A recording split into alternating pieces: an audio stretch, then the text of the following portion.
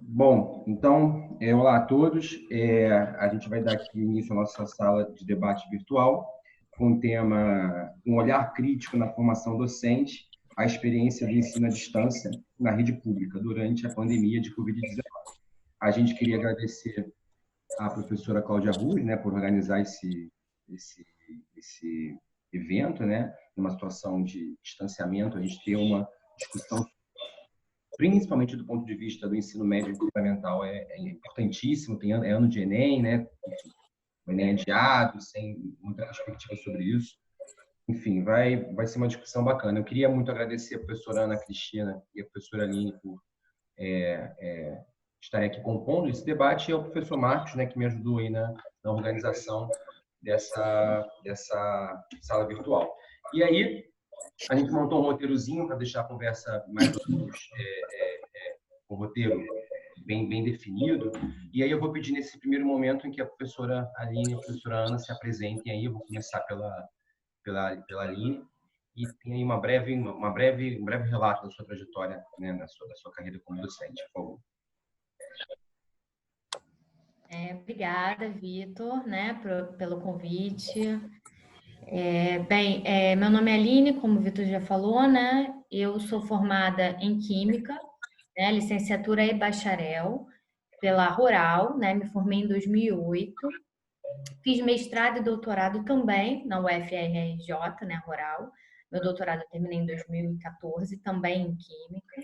Recentemente eu fiz uma pós-graduação lato sensu em Libras e Educação de Surdos, né? Eu fiz essa pós-graduação na modalidade à distância, o que foi bem importante para eu conseguir enxergar a visão do aluno nessa modalidade. Para mim foi bem importante. Além disso, eu atuo como professora, né, da educação básica na Secretaria Estadual de Educação, já tem 7 anos que eu atuo, nas diferentes séries do ensino médio, primeiro, segundo ou terceiro ano. Também atuo no ensino superior, né, na Universidade de Iguaçu, UNIG.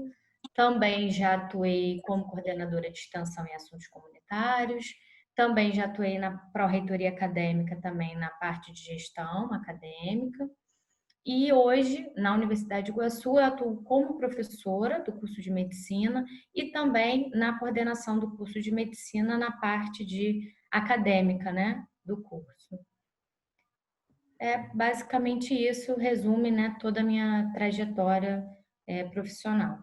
Obrigado, Aline. Eu vou só fazer um adendo aqui, conforme um for falando, eu vou mutando o outro para não ter problema com relação ao áudio, beleza? E vou pedir, ou você próprio pode se mutar, né? E vou pedir então a Ana para fazer a mesma explanação, por favor. Bom, boa noite, né? Meu nome é Ana Cristina, como o professor Vitor falou. Eu atuo já há 32 anos no ensino superior, essencialmente, nem vou falar quando eu me formei, essencialmente no curso de Ciências Biológicas, que eu também concluí na UNIG. Eu sou mestre em Zoologia pelo Museu Nacional UFRJ. Eu atuo já há 15 anos, somando as 2 vezes que eu fui já do Estado, há 15 anos eu atuo no ensino médio, com as disciplinas de Biologia e Química também, né? Que é a realidade da escola estadual. O professor de Biologia dá aula de Química. É isso, minha trajetória é curtinha. Nem um pouco curta, né, Ana? Marcos, Basicamente, sala de aula. sim. Marcos quer fazer alguma introdução, falar um pouquinho sobre o seu trabalho também? Então, boa noite a vocês, os colegas, aos futuros participantes desse evento aqui, um evento bacana. A gente vai trocar experiências. Bom, eu também sou professor da rede estadual, eu trabalho com matemática lá, no caso. Desde 2005, né? Atualmente, acho que foi a partir do ano passado, eu acabei assumindo a coordenação lá. E aí a gente está nesse processo, né, em virtude da pandemia, de todo esse desenvolver, né, da plataforma. Tem uma plataforma específica que a gente vai trocar as experiências, né, é uma nova realidade. Basicamente, eu acho que a gente tem grandes dificuldades, mas também possibilidades de avanço no exercício da docência, né? Ao mesmo tempo que é um movimento difícil, né? Onde a gente, inclusive, foi muito questionado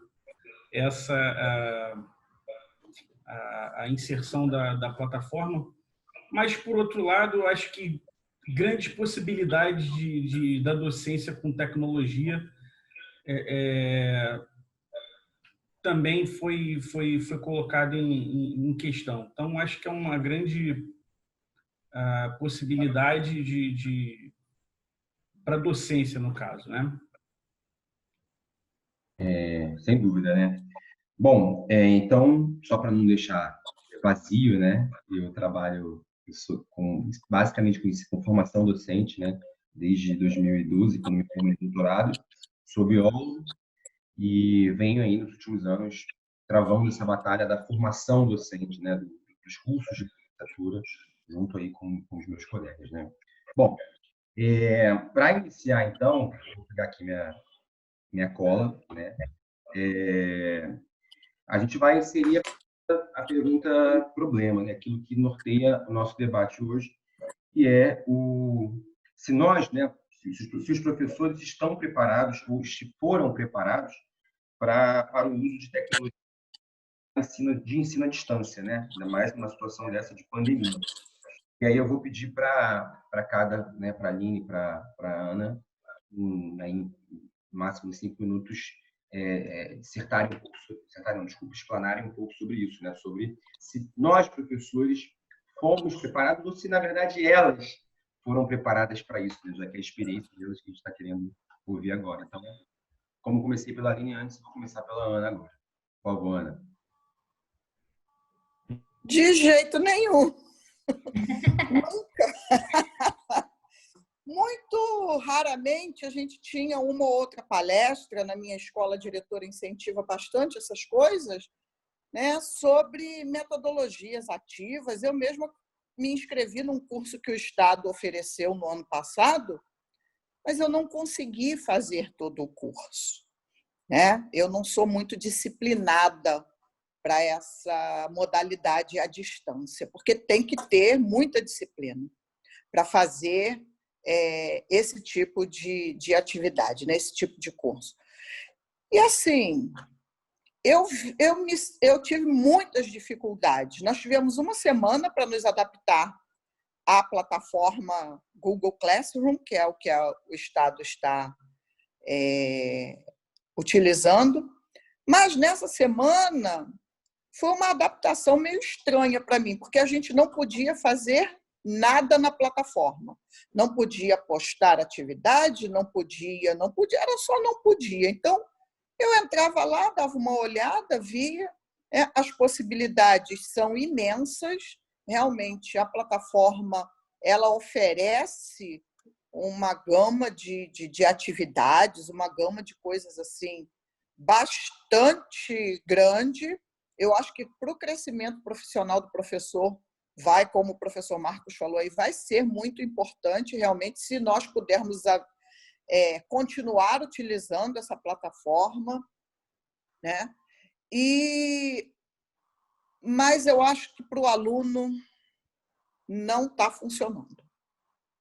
E a gente já vai discutir isso daqui a pouco por uma série de coisas.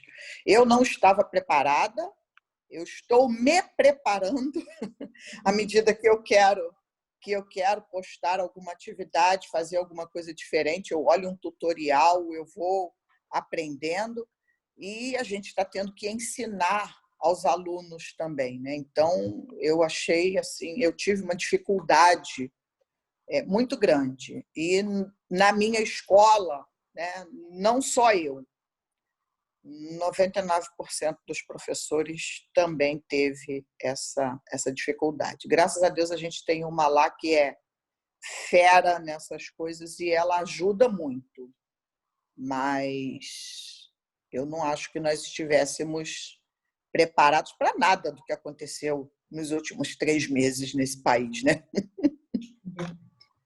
Obrigado, Analine. Por favor, sua percepção sobre se estar preparado ou não, né? Então, como a Ana falou, né, a gente não estava preparado, né, para isso. E aí eu fiquei me perguntando assim, eu me formei em 2008, entrei na faculdade em 2004. Então aí eu fiquei me perguntando assim, qual era na época de 2004 as diretrizes curriculares, assim, o que se falava? Se falava em alguma coisa de tecnologia? Eu fiquei curiosa para saber. Quando você me mandou isso, eu procurei. Em 2001, a diretriz curricular, ela não falava absolutamente nada, assim, basicamente nada sobre tecnologia.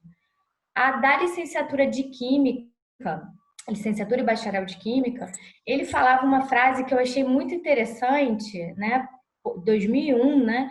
Ele falava no tópico de relações do ensino de Química. Ele falava: possuir conhecimento básico do uso de computadores e sua aplicação no ensino de Química.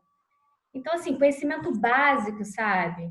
E eu sou a professora mais jovem do meu colégio e dos últimos 2 colégios que eu entrei no estado. E na minha época, a percepção né, a DCN já era assim.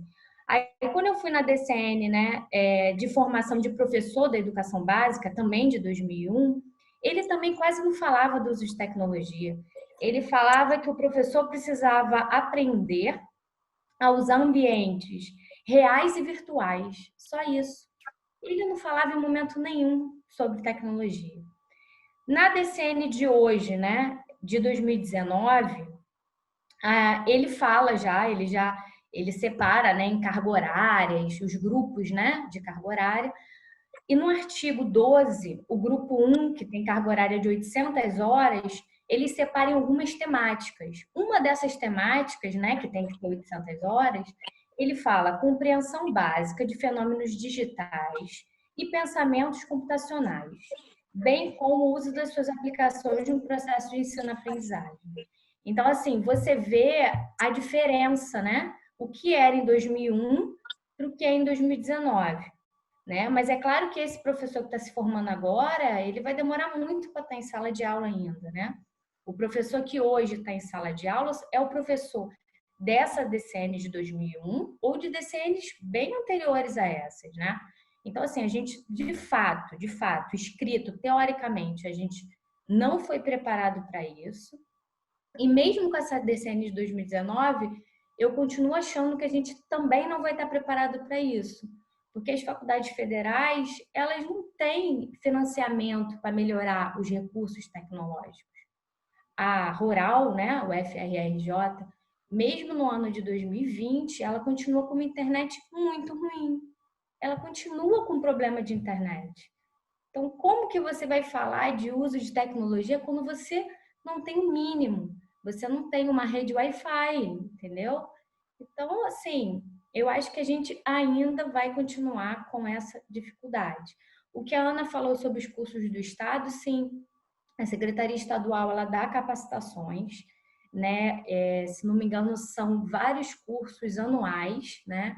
Dura mais ou menos um ano. Eu fiz um de educação especial e eu até ia começar a fazer esses de tecnologia, mas eu acabei não fazendo. São cursos oferecidos em parceria com o CIEE, são cursos que duram um ano, são capacitações muito boas, mas que a Ana falou, tem que ter disciplina mesmo, porque você tem que cumprir todo o cronograma deles.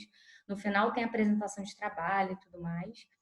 Mas eu acho que o Estado ele tem que investir mais em capacitações, porque se a gente depender só da formação, a gente vai ficar sempre atrás nesse processo. Acho que a gente precisa estar capacitando os professores, está fazendo capacitações presenciais, está melhorando as capacitações, entendeu? Porque realmente a gente não estava preparado e eu acho que a gente continua muito atrás nesse processo. Obrigado. E só para fazer uma consideração, eu acho que interessante do que a Aline falou, A formação, ela resolve a questão a longo prazo, né? Você mudar a DCM. A capacitação, ela resolve a curto prazo, né? Então, é um professor que teve aquela lacuna na sua formação e que está fazendo alguma capacitação para ter alcançar essa lacuna, né? Preencher essa lacuna. Marco, eu vou pedir para você arredondar o que elas falaram aí sobre essa questão de estar preparados ou não, e aí ter um pouco da sua percepção também, por favor. Então, é curioso o que a Aline falou, ela fez uma relação com as diretrizes antigas, né, do curso. Eu precisei, por conta do PPC que a gente está fazendo, eu precisei entrar em contato com as referências bibliográficas do curso antigo de matemática para poder me organizar para ver se tinha alguma coisa lá na biblioteca para montar esse novo curso que a gente está desenvolvendo. E pela bibliografia, eu tive a mesma percepção que que a Aline teve, né? É porque não tinha nenhum livro na biblioteca do curso antigo, nenhum livro que remetia a alguma coisa de tecnologia, né? Então, não só em química, nem em matemática, mas acredito que em todas as licenciaturas não tinha nenhuma referência ao uso de tecnologia, até porque a tecnologia também, naquela época, era bem limitada, né? As tecnologias também, a gente também tem que levar isso em consideração, que é algo bem recente. E, especialmente, a internet, né? As redes sociais, por exemplo, enfim, todo o aparato tecnológico ele também foi sendo desenvolvido a curto prazo. E às vezes a universidade não consegue acompanhar, né? Em termos de formação, em termos de toda ferramenta tecnológica que pode vir a ser aplicada em educação. Então, é também importante ressaltar isso. E então, de fato, professores, né, nós professores, não estamos preparados para a utilização da tecnologia em sala de aula. Então, alguém tem que dar conta, né? É importante ressaltar isso, que alguém tem que dar conta dessas lacunas. E aí concordo com os colegas que deve-se investir em formação, em capacitação, em melhoria das condições, porque tanto as universidades quanto as próprias escolas continuam numa perspectiva da década de 30, 40, a mesma escola que, com o mesmo formato, raras exceções, né, obviamente, mas a mesma escola, sei lá, de 80, de 100 anos atrás é a escola atual, especialmente pública, né? Então, acho que realmente requer um investimento por parte do poder público, tanto em questões relacionadas à formação quanto relacionadas à questão formativas, né? E aí eu gostaria de fazer uma pergunta para vocês.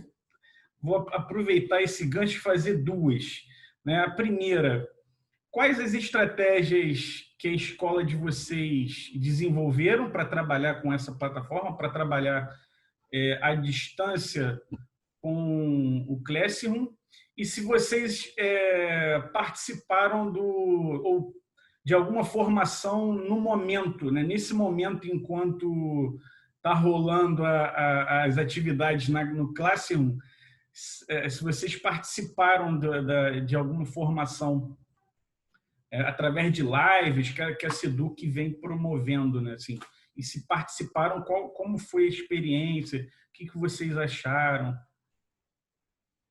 Aline, pode começar, por favor? Então, na minha escola, as estratégias adotadas foi grupo de WhatsApp, primeiro da direção com os alunos, para tentar explicar para os alunos o que ia acontecer, tentar ajudar eles de alguma forma a entrar na plataforma. Depois, eles fizeram reuniões no Zoom para ajudar, né, alguns professores que estavam realmente com muita dificuldade. E foi acontecendo mais ou menos assim, seguindo, né? Seguindo. Os professores que estavam com mais dificuldade ficaram com mais reuniões e tudo mais. Os professores que não tiveram muita dificuldade foram seguindo. Eu fiz as capacitações, eu teve uma do Meeting, se não me engano, e eu fiz, gostei, achei bem interessante, porque eu queria aprender a usar mais ferramentas ali, porque assim, postar o material eu acho que não tem grande problema, mas queria entender mais sobre a plataforma para usar outras ferramentas dela. Então, eu fiz a capacitação, porque eu realmente gosto desse tipo de... Eu gosto de aprender a usar esse tipo de ferramenta. Eu achei tranquilo, achei muito tranquilo, achei boas capacitações. Lá na escola também foi feito também alguns tutoriais mais resumido, né, para alguns professores que estavam com dificuldade, para alguns alunos também. Tinha aluno que estava com dificuldade de salvar documento, né, salvar documento em PDF, por exemplo. Professores também com dificuldade de como salvar em PDF. Para alguns professores parece muito simples, mas para outros não é. A realidade é completamente diferente. Então, foi feito alguns tutoriais, sim, pela própria direção. Um foi ajudando o outro e a coisa foi fluindo. Ana, por favor.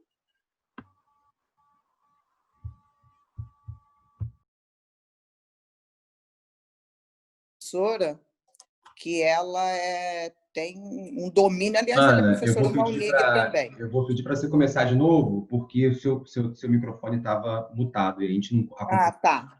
Então, foram feitas reuniões também para que nós expuséssemos as nossas dificuldades. Nós temos uma professora lá, que, aliás, ela é professora na pedagogia da Unig também, que ela tem um domínio muito grande.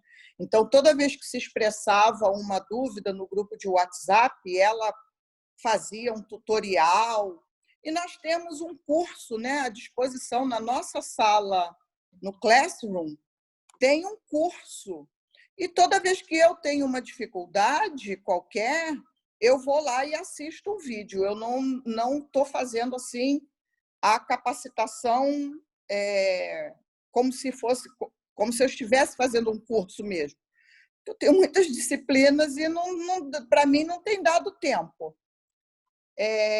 E nós também fizemos grupos de WhatsApp, mas os alunos também têm muita dificuldade. Entendeu? Como a Aline falou, o aluno não sabe postar uma foto.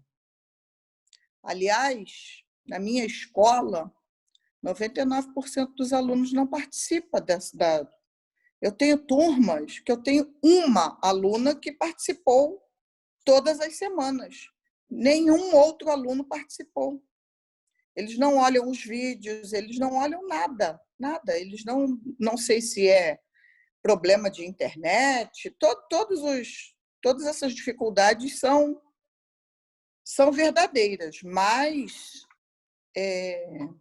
a gente amanhã, inclusive, vai ter uma reunião na minha escola para discutir mais uma vez como sensibilizar, como atingir aos alunos, né? Então, eu que sempre tive um certo receio de disponibilizar o meu número de celular para os alunos do Colégio do Estado, por conta de algumas coisas que de vez em quando acontecem. Eu agora estou em vários grupos de WhatsApp com eles, entendeu? Porque aí eu explico, mando material, foi a forma mais viável que o WhatsApp eles sabem usar, entendeu?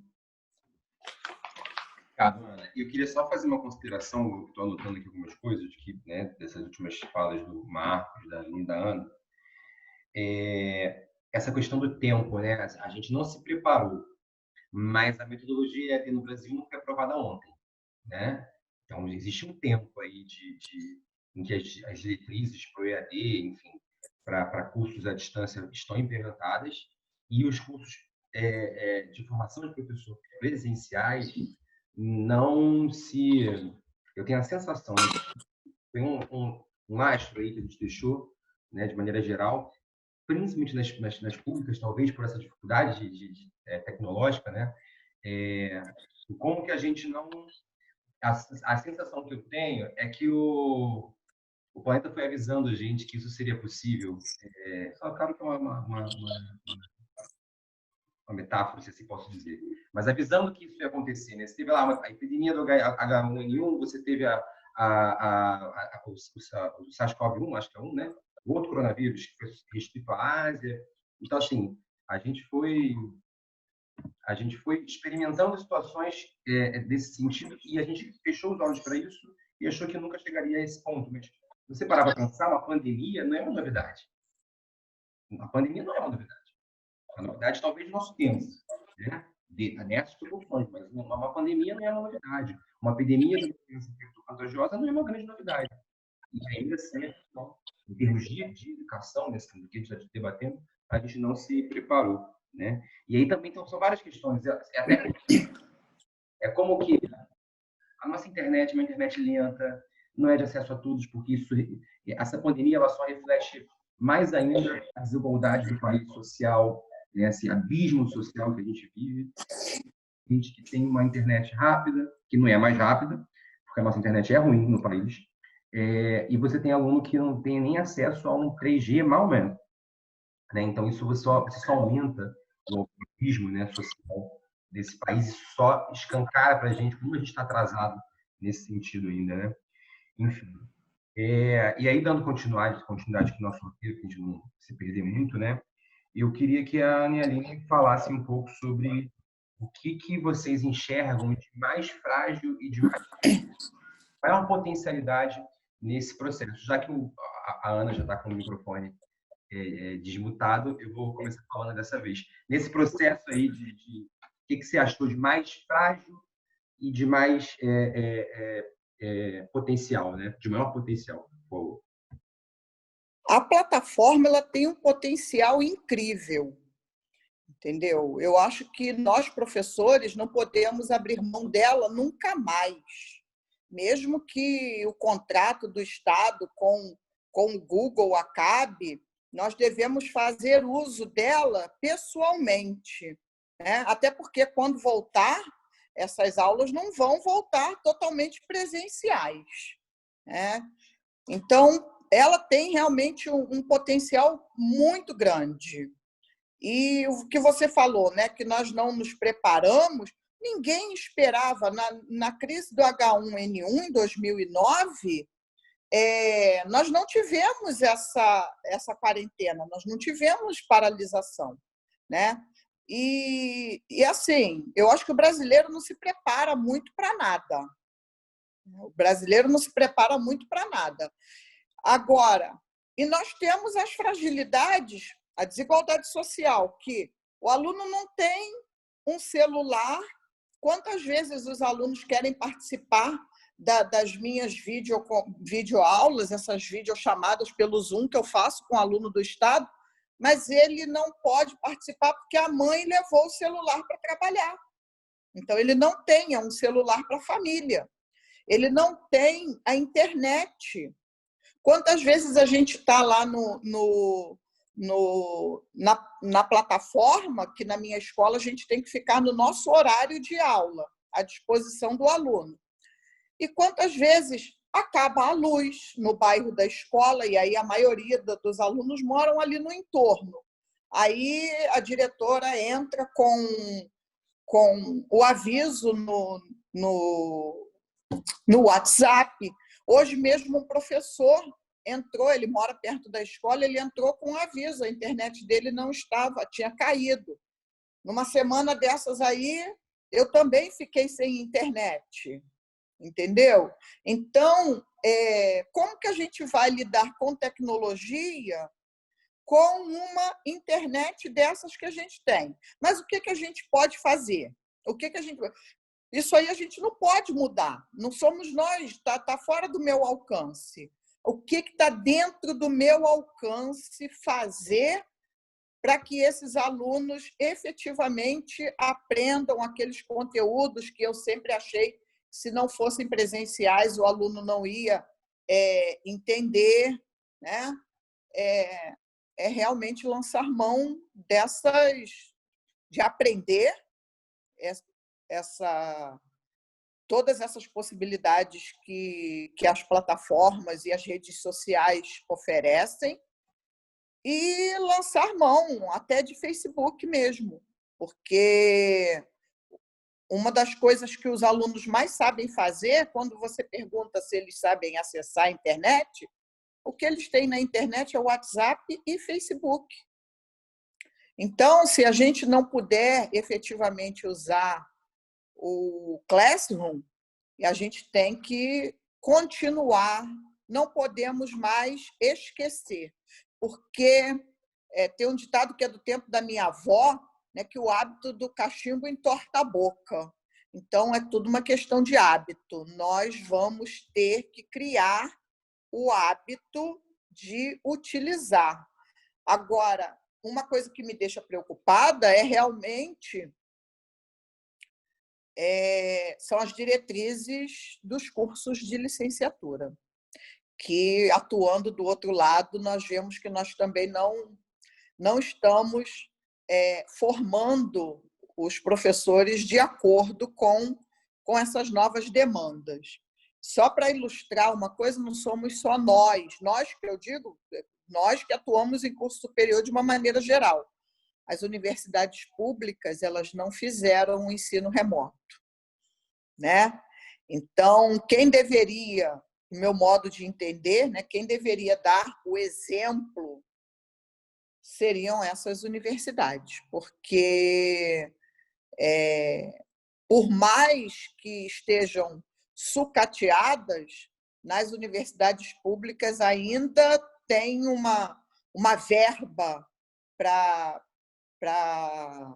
pesquisa, para essas implantações dessas plataformas e tudo mais, para desenvolvimento até de metodologias muito maior do que as universidades particulares têm. Então, o exemplo tinha que partir das instituições públicas, né? E eu conheço colégio público de ensino médio que nem implantou o Classroom direito. Entendeu? Eu conheço as universidades públicas, não fizeram o ensino remoto. Então, eu jogo, sim, no colo deles esse problema, porque as diretrizes deveriam vir, né, de cima, né, a partir do governo, do próprio governo. Eu sou a favor da descentralização, tá? Vamos colocar assim. Mas não adianta, quem tem o dinheiro são eles, que é nosso dinheiro, inclusive. Mas o investimento tinha que vir, entendeu? Ou então privatiza tudo. Bom, obrigado, Ana.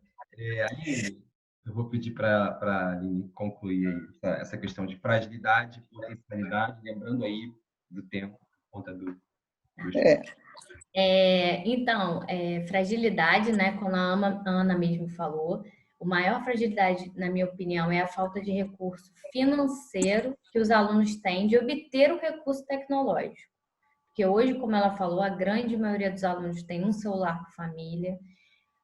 A internet é a internet que tem pacote de dados de baixa, então é a internet que só dá para ver, a internet do celular, eles não têm computador, então é só o celular. O celular que só dá para, enfim, acessar o WhatsApp e Facebook, entendeu? É liberado para o WhatsApp e Facebook, então não tem pacote de dados para abrir a plataforma, né? Eles não conseguem, como é só celular, para eles tirarem, né? A gente está lá, manda os exercícios. Então, o aluno faz o exercício, a resolução do exercício, ele tira uma foto. Porque ele não consegue salvar e fazer isso no computador. Então, ele tira uma foto. Só que essa foto é uma resolução muito ruim, que eu não consigo enxergar. É impossível de eu enxergar. Então, eu como professora, e acredito que 90% dos professores também, não estão conseguindo acompanhar o desenvolvimento desses exercícios, não estão conseguindo acompanhar o processo de ensino-aprendizagem, né?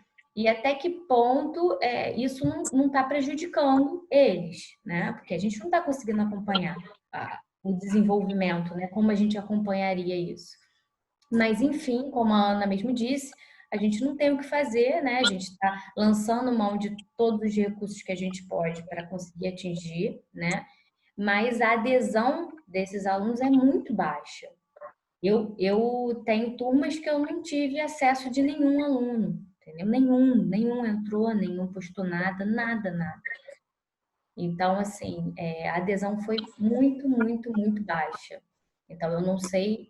Então, para mim, essa é a maior fragilidade. E a gente não sabe se é por conta do recurso, de não ter um recurso tecnológico, ou é pelo fato de, enfim, não ter se adequado ao ensino à distância. A gente não sabe o real motivo para essa falta de adesão. Mas hoje, a reclamação de todos os meus amigos da rede estadual os alunos não entram na plataforma, eu não consigo atingir os alunos, né? E a gente ainda, mesmo com toda essa boa vontade e tudo mais, a gente não está, eu acho que ainda conseguindo atingir esses alunos. A potencialidade é o que a Ana também disse, que é a questão da plataforma e do professor e também do aluno ter buscado outras habilidades.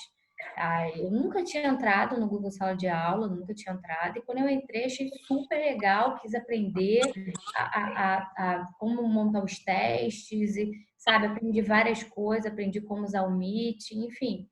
Então, a gente aprendeu e os alunos também, que têm um recurso tecnológico, também aprenderam. Então, para mim, essa é a grande potencialidade. Obrigado, Aline, mais uma vez. Marcos, se quiser fazer alguma consideração sobre esse tema, encaminhar, por favor, a próxima discussão. Então, eu acho engraçado, nós temos aqui três professores de uma mesma rede. Vocês trabalham em escolas da Baixada Fluminense também? Eu trabalho em Campo Grande. Em Campo Grande, então. Grande. Outra... É metro 4. Então, você é de qual metro, Ana? É da mesma que a sua. Metro 1, Nova Iguaçu. Nova Iguaçu? Eu sou metro 7. Então, olha, nós temos... Ana pode responder se quiser, porque ela estava mutada. Metro 7 é onde? Eu não sei, a minha é metro 1. Metro 7 é São João. São João, tá. Belfor Roxo, Nilópolis e Mesquita. Sim. Então, nós temos 3 metros. Nesse encontro aqui, nós temos 3 metros diferentes e os problemas são idênticos, né? A baixa participação dos estudantes, tendo em vista as dificuldades ou de acesso à internet ou porque não tem os equipamentos, né? Não tem celular, não tem computador. Então, é um grande... Inclusive, assim, a rede sofre bastante crítica justamente por conta do modelo ser excludente, né? É um modelo em que você não consegue alcançar a maior parte, ou, na verdade, deveria ser suficiente para atender todos os alunos. Todos eles têm direito. Mas uma rede que não consegue atender nem boa parte dos estudantes, então já apresenta a sua problemática, né? Agora, eu gostaria dessa experiência de pensar algo mais propositivo no sentido de que eu acho que essa também apesar dessas dificuldades que a gente está encontrando em termos de baixa participação do estudante, dificuldade de acessos, as dificuldades com a internet, enfim, que é algo realmente que expõe, né, as nossas desigualdades, mas eu acho que essa é uma oportunidade, talvez única, né, do professor e da escola se atentarem para a utilização da tecnologia em sala de aula. Uma coisa que é muito engraçada é que existe uma lei, por exemplo, existe uma lei na rede estadual, né, que é proibido a utilização de celular em sala de aula, né? E eu acho muito curioso isso, porque a gente vive num mundo tecnológico e existe uma lei para coibir isso. Para mim, assim, eu acho é impressionante, porque eu acho que a visão do professor, né? Eu acho que a visão do professor também deve mudar nesse sentido. A visão do professor é que, na maioria dos casos, né, que eu converso com os colegas, assim, ele acha isso bom, quando deveria ser o contrário, porque se o mundo é totalmente tecnológico, integrado, por que a escola tem que ser quadro e giz? Né? Por que a gente só utiliza apenas um recurso em sala de aula? A única tecnologia que o professor tem é o quê? É o quadro e o livro didático.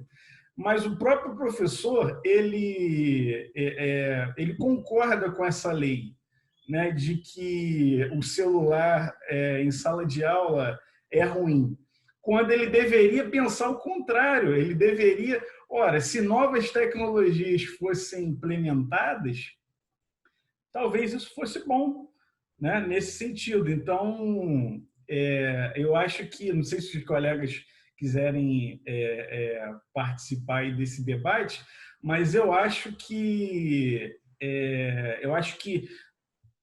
esse é um período, apesar de todas as dificuldades, mas é um período que pode mudar a escola, né, a partir da mudança da visão do professor. Tecnologia está aí, não tem mais como a gente reverter esse processo. Ela está aí. E a gente tem que usar a nosso favor. Essa geração, né, que está hoje, os adolescentes, ensino fundamental e no ensino médio, é uma geração antenada para esse tipo de coisa, né? Se ela usa adequadamente ou não, é uma outra situação, né? Mas essa geração do nosso público de ensino fundamental e médio é uma geração que nasceu tecnológica, né? Ana quer falar? Quero, por favor. Na minha escola, tem um aviso em cada sala. Proibido o uso de celular, exceto em situações didáticas. Então, tem a lei está escrita lá que não pode usar celular, mas tem uma ressalva, que em situações didáticas o celular pode ser utilizado, inclusive naqueles combinados, né? Os professores que são do Estado sabem disso, né? Que a gente faz um combinado logo na primeira semana de aula. Então, nesses combinados está isso. Se você tenta... Bom, aí tem outras dificuldades. A minha escola não tem Wi-Fi. Então, se eu quiser que o meu aluno consulte alguma coisa, eu tenho que rotear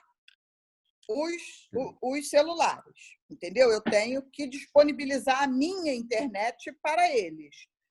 Porque se você pede ao aluno, eu tenho uma turma que só um aluno, como eu falei para vocês, que acessou a plataforma até hoje, uma aluna, só que todos os alunos levam celular para a escola.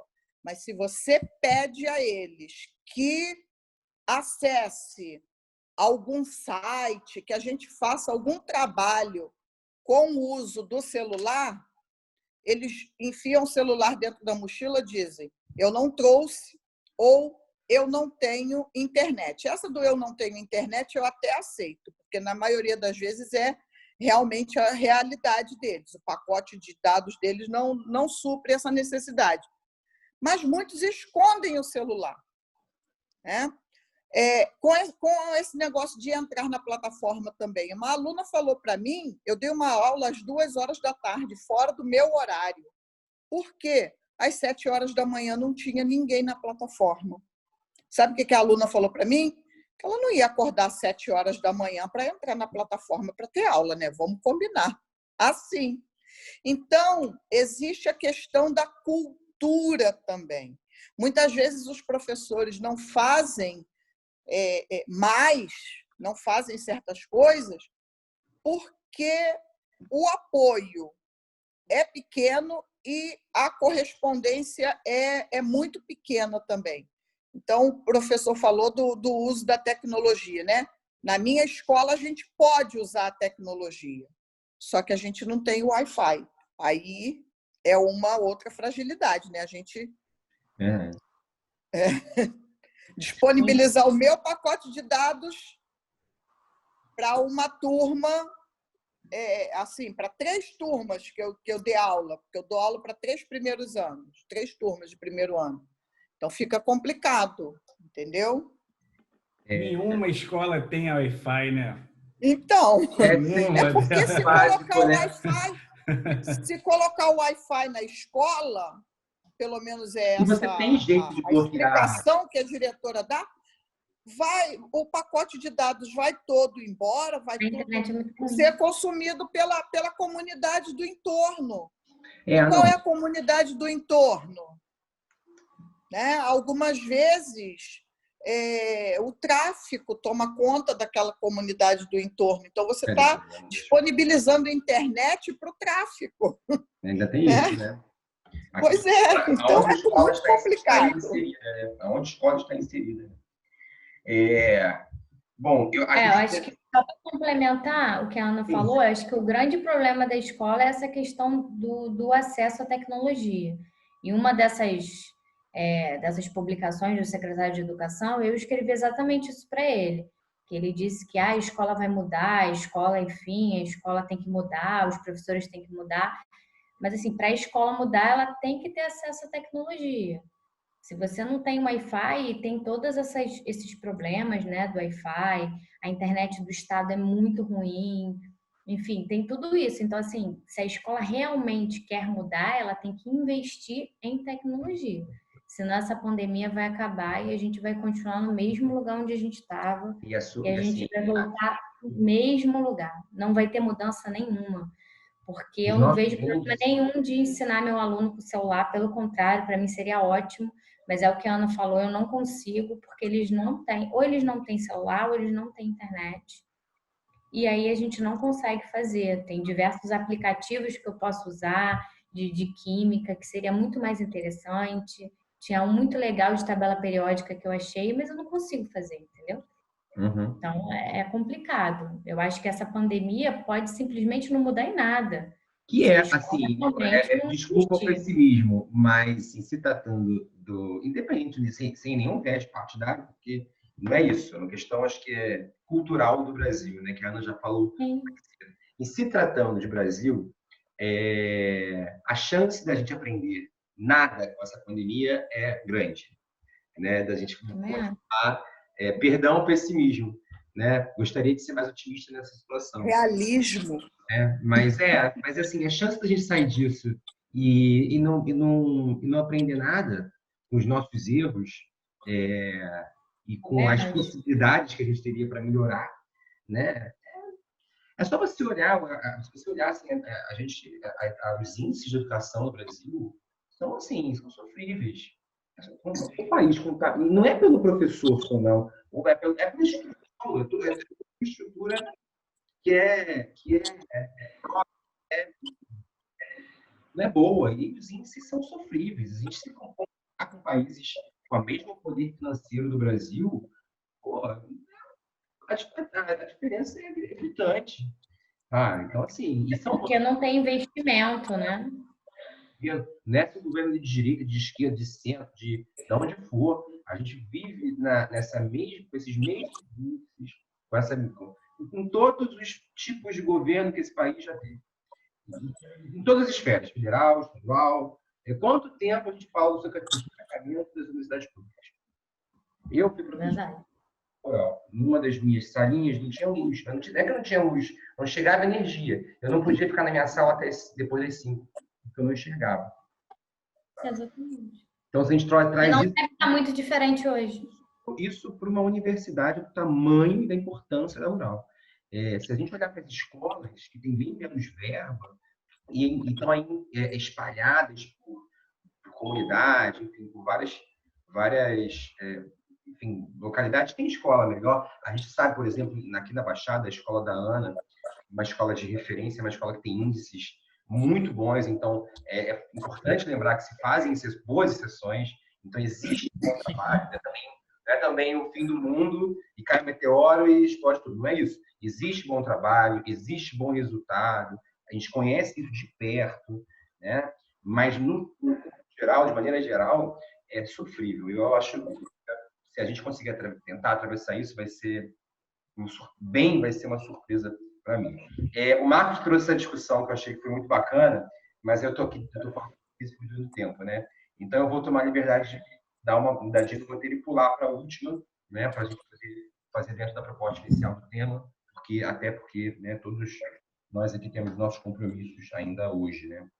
Então, eu vou fazer a pergunta e vou pedir para todo mundo, para os três fazerem, Aline, Ana e Marcos, fazendo as considerações sobre isso. E aí depois a gente faz as considerações finais. Beleza?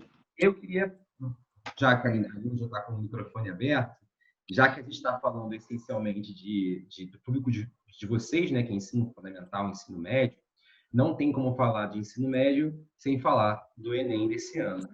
Então, na verdade, a ideia aqui, quando eu faço o Enem, não é discutir quando tem que ser o Enem. É pensar assim, como que, já que a gente está falando dessas dificuldades de uso de tecnologia, o professor está preparado, não trava, como está a receptividade dos alunos, como manter o nível, como fazer uma prova equilibrada e coesa para todo mundo, tudo isso que a gente falou. Então, vamos discutir um pouco sobre como deveria ser o Enem, se é que... Qual é a visão de vocês que estão lá na linha de frente da sala de aula lidando com o aluno todos os dias? Aline, por favor. Olha, o Enem, eu acho assim muito complicado dele acontecer. Hoje, a rede pública, eu tenho 2 turmas de terceiro ano. Nessas 2 turmas de terceiro ano, eu tenho, em média, 4 alunos que participam em cada uma. Então, uma turma de 40 e poucos alunos, eu tenho 4 alunos que participam. Então, o prejuízo, né, para esses alunos, que muitos deles não têm acesso à internet, é muito grande, né? E como eu falei, eu não acho que eu estou acompanhando como eu deveria acompanhar o processo de ensino-aprendizagem deles. Porque eles tiram foto de exercício, eu não enxergo, eu não consigo enxergar as fotos. Então, eu não acho que eu estou conseguindo acompanhar isso, né? Então, assim, definir o Enem, antes de definir o Enem, a gente precisa definir como a gente vai retornar. Quando esse ano vai acabar? E se a gente vai ter tempo para conseguir realmente dar todos esses conteúdos e preparar esse aluno. Ah, a gente vai voltar agora, então a gente vai conseguir, ok. A gente pode até ter o Enem, né? Mas não seria esse ano, né? Não seria no final de 2020, né? Eu acho que pelo menos para que a gente pudesse acompanhar e acompanhar o processo de ensino-aprendizagem desses alunos, realmente concluir o processo, esse Enem deveria ser em 2021, eu acho, né? Até porque a gente não sabe quando que o semestre vai acabar nas faculdades federais e institutos federais. Ninguém ainda disse, né? Como a Ana mesmo falou, está tudo parado. Se está tudo parado, não tem... O Enem não precisa ser agora, porque o semestre, o calendário das faculdades federais e institutos federais não vai acabar agora. Então, eu acho que essas coisas, elas precisam ser definidas antes de se pensar na data do Enem, para que realmente dê tempo para a gente concluir isso. Ana, obrigado, Aline, mais uma vez. É uma discussão, enfim, deve fazer uma sala virtual só sobre o Enem, né? Vou fazer a pergunta... o Enem vai ser complicado. Mas, assim, a gente abaixa... A gente não, porque não somos nós que formulamos a prova. Mexer no nível ou no estilo da prova para que pudesse, desculpa o termo, nivelar por baixo, você acha que seria uma solução ou não? Não, também acho que não. Tempo para que se realmente se dê o ano letivo, entendeu? Em momento nenhum secretário de educação, ninguém do MEC, nenhum ministro falou sobre quando que a gente termina o ano letivo, de forma que a gente conseguisse concluir o processo de ensino-aprendizagem. Eles querem pensar em concluir o ano, mas ninguém pensou no processo de ensino-aprendizagem. Se a gente pensar no processo de ensino-aprendizagem, a gente nunca deveria terminar em dezembro. Se a gente pensar no processo, no prejuízo do aluno, a gente nunca deveria pensar em dezembro e a gente nunca deveria pensar no Enem em 2020, até dezembro de 2020. Só que o secretário de Educação só fala do fim do ano letivo, entendeu? O MEC não se pronuncia sobre isso e, para mim, esse é o maior prejuízo de tudo com relação ao Enem. Eu acho que a gente precisa realmente ter tempo para terminar, de fato, para se pensar no Enem, de maneira que não tenha prejuízo para o aluno. Ana, por favor, continua, né? Complementando a Aline, porque eu acho que, sinceramente, eu também não consigo acompanhar, né, os alunos. Poucos postam as fotos dos exercícios ou fazem os exercícios em outra modalidade que a gente coloque lá na plataforma. E fica complicado. Eu acho que, sinceramente, esse período de quarentena, esse estudo, embora a plataforma seja muito boa, como a gente já todo mundo já concordou, só que a qualidade do ensino foi nenhuma, entendeu? Assim, eu me sinto muito frustrada em relação a isso, porque eu acho que o meu aluno ele não aprendeu. Se no presencial a gente já tem dificuldades e já tem aquela margem, né, de que uma grande maioria alcançou os 20 pontos, mas efetivamente não teve um aprendizado, nesse ensino remoto, eu ouso dizer que o aprendizado foi zero, entendeu? Mesmo eu não conseguindo acompanhar. Eu não consigo acompanhar, mas eu tenho uma autocrítica muito grande. E eu achava assim, às vezes eu acho que era só comigo, era só mais pelo que eu observo depois na plataforma, e vocês também, né, professores do Estado, mesmo em escolas particulares. Eu tenho um monte de sobrinhos que estudam em escolas particulares, que tem Wi-Fi, que tem não sei o quê, que tem... Gente, foi muito baixa, está sendo muito baixa a produtividade dos alunos em relação ao que seria no presencial, né? Nós, aqui no Brasil, os alunos não estão acostumados a estudar sozinhos.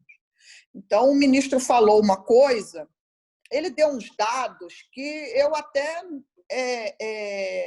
concordei em princípio, mas as desigualdades no Brasil são muito grandes. E as escolas estaduais ficam com bons alunos em termos de inteligência, não resta a menor dúvida, mas fica com o pior, eu não sei se pior seria uma palavra exata para em termos de alcance dessas metodologias aí todas. Então, o nosso aluno ele não tem possibilidade realmente de fazer o Enem. E outra coisa, as universidades públicas elas tiveram uma semana de aula. Meu filho está no primeiro período, ele só teve uma semana de aula. O filho de uma amiga minha, um amigo dele, está no quarto período na UFRJ, só teve uma semana de aula. Como é que faz com esses períodos aí que nem começaram? Como é que eles vão começar um novo primeiro período se esse do primeiro semestre nem começou também? Imagina a quantidade de alunos. Se a gente sabe como é que é a realidade de universidades públicas, né? Se você chega, a aula é 7 horas, se você chega às 7h05, você senta no chão. Como é que vai fazer essas salas entupidas de alunos? E alunos que vêm da universidade, da escola particular, eles têm um ritmo de aprendizado, um ritmo de estudo. Mas o aluno que vem da escola pública para as universidades públicas, e tem o negócio da cota, então, uma grande maioria que faz consegue passar, mas eles iniciam e não terminam. Essa é uma realidade. E com essa defasagem aí, vai ficar muito pior. Então, realmente, eu acho que esse ano deveria se fazer um vestibular diferenciado, não diminuir, não nivelar por baixo, não, mas fazer em épocas diferenciadas para a universidade particular, para escola particular, alunos oriundos de escolas particulares e alunos oriundos da escola pública, porque eles têm a cota, mas tem que garantir que eles vão sair bem formados também, não é só entrar. Entendeu? Não adianta você empurrar o aluno para fora da escola. Pois é. Ó, porque a realidade do ensino médio, né? A realidade é, nessas turmas que a Aline teve, que nenhum aluno entrou, ela vai reprovar o aluno por falta? Não. Pode. Eu vou reprovar o meu aluno por média ou por falta? Vai ficar muito complicado, entendeu? Então, vai ser o quê? Aprovação automática? É outra coisa complicada, né? Assim, eu, sinceramente, Vitor, não tenho uma resposta, não, hein? É terminar com o ano letivo, né? Todo mundo só fala disso, terminar com o ano letivo, terminar com o ano letivo. E ninguém para pensar no prejuízo disso. Não volta, né? O que você está perdendo não volta. Você não volta. E ainda mais para uma situação que é a desigualdade social, porque a gente tem que olhar para o que é a escola pública, né? No Brasil, Rio de Janeiro, né? Então, é um reflexo da desigualdade, do abismo social do país. Então, antes de passar para o Marcos, para falar também sobre ajuntar, né, por assim dizer, essa temática do Enem e finalizar o tema, eu tenho refletido muito sobre o Enem desde o início da pandemia, quando estava aquela situação de adia, não adia. Acho que essa solução é uma opinião pessoal minha, essa solução de perguntar para os inscritos o que eles acham, eu acho que não é uma boa solução, porque, evidentemente, não é. Você não pode pôr, eu acho, no mínimo, né? Você não pode pôr na mão do aluno uma decisão de Estado, né? Você está pondo na mão do aluno uma decisão de Estado, aqui você elege para que tome essas decisões difíceis, né? Mas, enfim, uma opinião pessoal.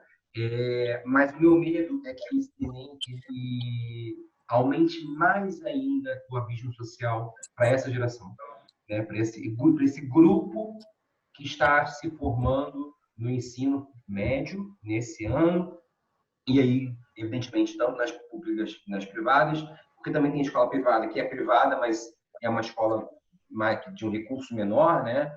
Então, o cara paga uma mensalidade, mas é mais barata. De repente, não é uma escola, né, de alto poder aquisitivo. Então, a meu medo é que o Enem venha refletir, aumentar mais ainda esse abismo social e alijar essa galera, não dar a oportunidade de vida. Não, você não vai dar a formação de vida, mas você não vai dar a oportunidade. Aí você vai criar um problema maior ainda, né? Marcos, queria muito ouvir você sobre esse fechamento dessa questão do Enem, por favor. Então, bom, do ponto de vista da realização do Enem, eu acho que é inviável, né? Especialmente por conta como os colegas falaram, da injustiça com os estudantes da escola pública, né? Tendo em vista um sistema desigual, eles não têm condições de acesso, né? Então, eles já vêm com um déficit de conteúdo, de aprendizagem, enfim. E aí você pedir para ele fazer uma prova, tendo em vista que ele nem teve um ano letivo direito, eu acho injusto, eu acho Eu acho até imprudente, né, fazer isso. Acho, tanto que, do ponto de vista dos meus alunos, né, dos meus estudantes, o que eu tenho orientado para eles, especialmente os estudantes do Grêmio, por exemplo, eu tenho orientado assim, no sentido deles cobrarem mais do poder público, né?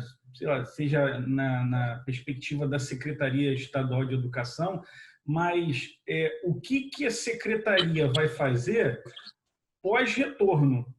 Eu tenho orientado eles nesse sentido. Vocês têm que cobrar ações no retorno. Como é que a SEDUC pensa em resgatar essa perda, né? Essa perda de carga horária, de aulas que não foram trabalhadas, elas precisam ser desenvolvidas posteriormente, na posteriori. E aí eu acho que o movimento que vocês devem fazer é em torno disso, criar um movimento para o pós-retorno. Agora, do ponto de vista do Enem, é uma tragédia você fazer um Enem tendo em vista as nossas desigualdades. Agora, eu gostaria de trazer aqui para o nosso tema principal, que seria a formação de professores, que é engraçado. No caso da rede estadual, mesmo que o processo tenha sido atropelado, né, mesmo que tenha sido talvez precipitado, né, na introdução da plataforma, mas, por outro lado, em termos de formação de professores, né, para as ferramentas de suíte, que é o que a SEDUC ela colocou, né, eu acho que eles têm feito boas formações. Primeiro que há uma parceria com a Google, né? Logo você tem a chancela de diversas ferramentas muito boas, né? Algumas eu conhecia, outras não, mas o fato é que tem muitas coisas ali que vão ser importantes para o trabalho do professor e eles estão fazendo as formações. Então, semanalmente, essas formações vêm acontecendo. Formações tanto para a equipe pedagógica quanto para a equipe de professores, né, do corpo docente.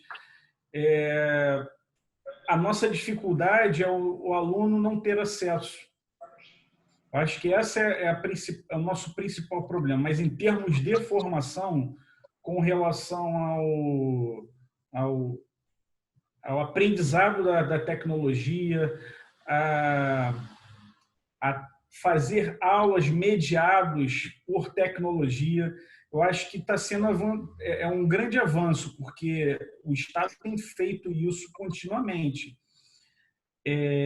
Por outro lado, então a gente tem esse problema, a gente está tendo as formações, professores podem estar participando ou não, todo mundo tem as suas dificuldades, mas está sendo promovido. Agora, por outro lado, tem a escola privada, né, que os colegas citaram. A escola privada, por outro lado, ela consegue uma audiência melhor do que a escola pública, tendo em vista que os estudantes têm condições socioeconômicas melhores.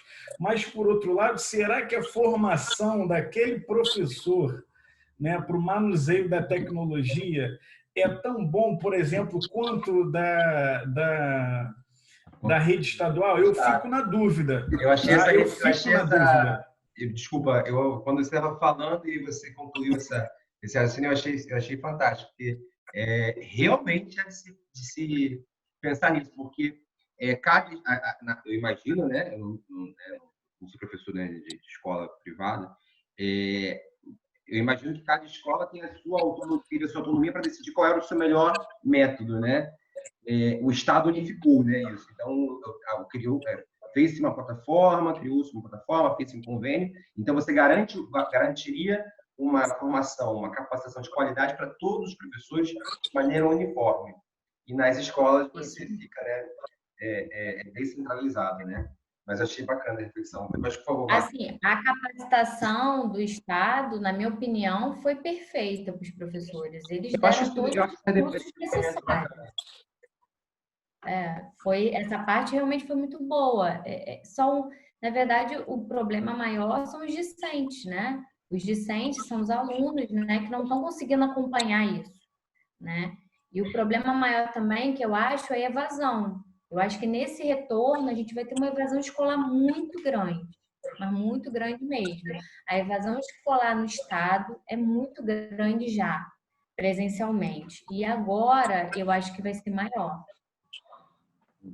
Mas tem muito professor da rede particular que é também da rede pública. Então, ele está aprendendo na rede pública e aplicando na rede particular.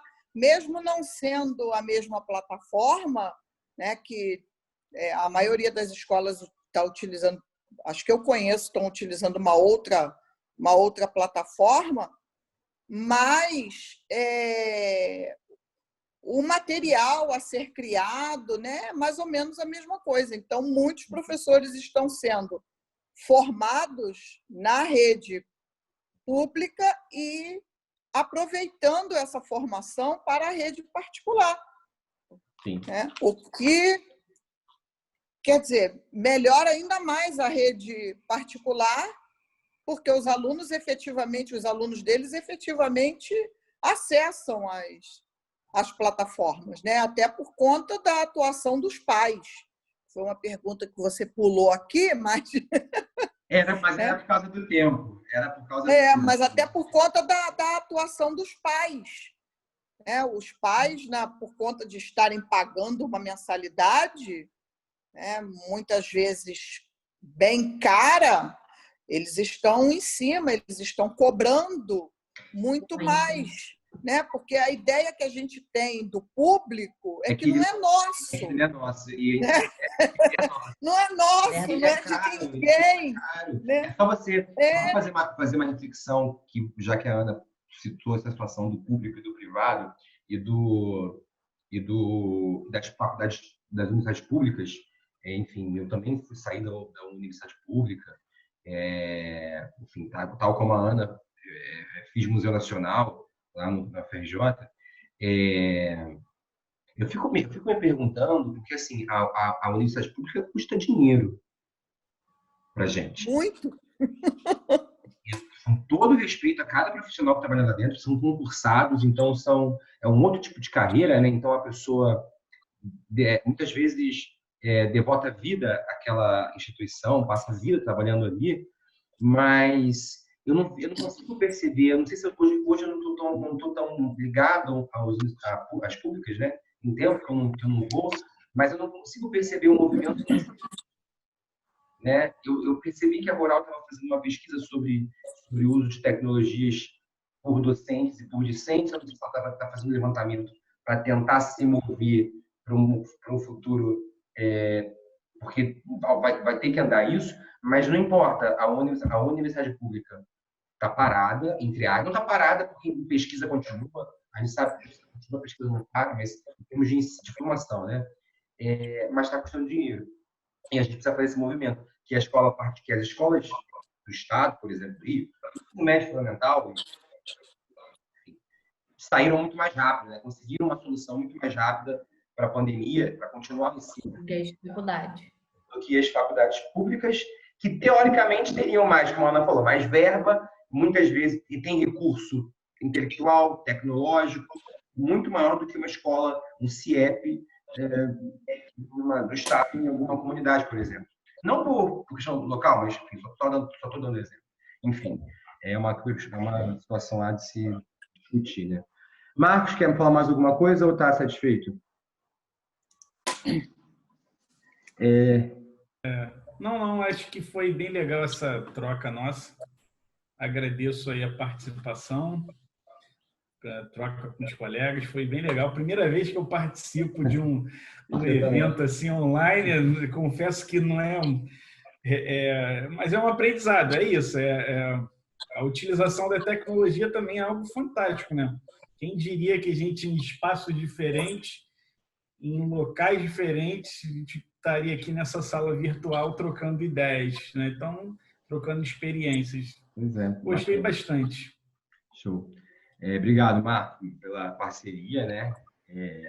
Marco vai estar com a gente aí ao longo da abertura do EAD, né, na Unig, e se Deus quiser vai dar certo. Ana Cristina, minha querida, o que você tem aí né, de consideração final? O que você... E de preferência, acho que a gente falou da realidade, mas eu queria deixar no fim uma mensagem positiva também, né, sobre isso tudo. Então, Ana. Então, mais uma vez, está nas nossas mãos, nas mãos dos professores. Na minha opinião, né, sempre cai tudo no nosso colo mesmo, então a gente já está acostumado.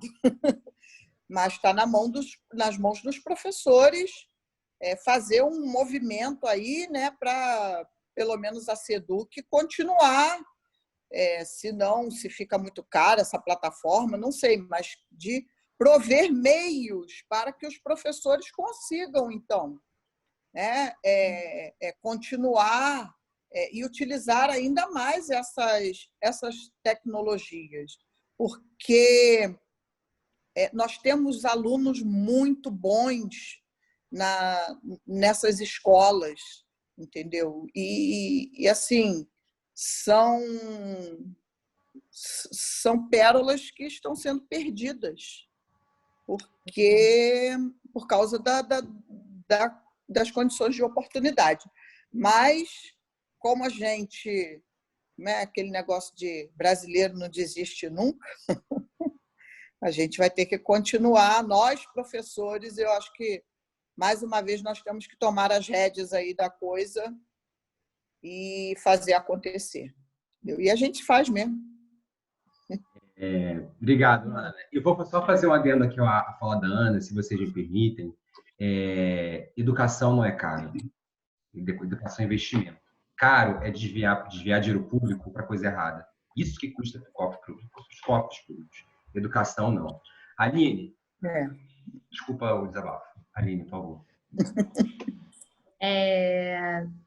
Como a Ana mesmo disse, eu também acho que está nas nossas mãos. A gente precisa cobrar, né, da Secretaria de Educação que continue com o investimento de tecnologia, seja ela da plataforma, seja de tecnologia nas escolas, entendeu? Todo tipo de tecnologia a gente tem que cobrar para que ela de fato continue, porque eu acho que a gente abriu as portas para um momento e a gente não pode deixar que esse momento, né, acabe e se apague, porque a gente tem alunos, como a Ana mesmo disse, brilhantes, eu tenho alunos de terceiro ano que são fantásticos, fantásticos. E eu simplesmente quero realmente que esses alunos atinjam, eles têm capacidade de passar para o Enem, enfim, passar para a faculdade que eles quiserem. Então, eu acho que isso aí a gente não pode perder. Obrigado, Aline. E aí, só para dar um depoimento pessoal, eu fui aluno de escola pública do Estado. Fiz todo o meu ensino médio, fiz técnico e fiz, na época era técnico, né? E todo em escola estadual. E saí, passei no vestibular, fiz minha faculdade, fiz mestrado, fiz doutorado, fui professor de faculdade pública, fiz concurso, faço segunda graduação. Então, assim, como se fala assim, muitos alunos bons, né? A gente precisa olhar para eles e alavancá-los, né, nessa situação, não perder essa geração aí desse ano para a pandemia, né, de uma certa maneira. Bom, eu queria, então, para finalizar, agradecer demais a Aline, a Ana, o Marcos, a organização, né, do colóquio, a professora Cláudia Rusch, então toda a equipe do EAD, né, que a gente menciona, a professora Cláudia Rusch, que está na chefia, mas toda a equipe que permitiu, que vai permitir a colocação desse material lá na forma de... E é isso. Obrigado pela disposição, pelo tempo. Acho que foi um tempo bom aí, né? Uma discussão saudável. E é isso. Obrigado. Até a próxima.